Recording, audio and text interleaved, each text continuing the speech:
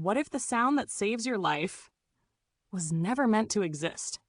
It begins in the 1950s, inside a quiet laboratory humming with electricity. Oscilloscopes glow softly, wires snake across a workbench. Outside, the world is racing toward the future.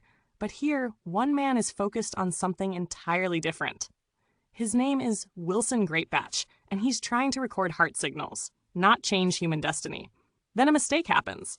Greatbatch reaches into a box of electronic components and pulls out the wrong resistor. It's a tiny error, almost laughably small. He installs it anyway, flips the switch and waits.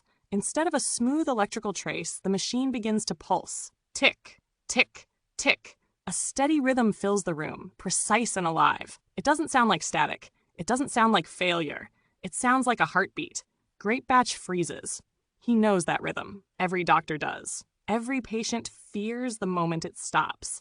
In that instant, the experiment he wasn't running suddenly matters more than the one he planned. The machine isn't recording the heart. It's imitating it. Here's the twist. At the time, people with dangerous heart rhythm disorders had almost no hope. Early pacemakers existed, but they were massive, unreliable, and tethered patients to walls. They weren't devices you lived with. They were devices you survived, briefly. Greatbatch looks at the pulsing circuit and asks a question that changes everything. What if this could go inside the body? The idea borders on impossible. Batteries are bulky, electronics fail, the human body rejects foreign objects.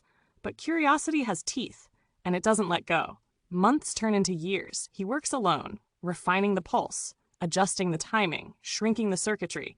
At one point, he tests the device on himself, not to activate it, but to prove it's safe to carry, day after day, against the body. Then comes the moment of truth. A patient with a failing heart receives the implant. The device activates, the pulse begins, and a heart that once stumbled follows, beat by beat, second by second. Life continues. The pacemaker doesn't cure disease, it doesn't make headlines like a miracle drug, but it does something quieter and far more profound. It gives time. Time to breathe. Time to love. Time that would have vanished without a sound.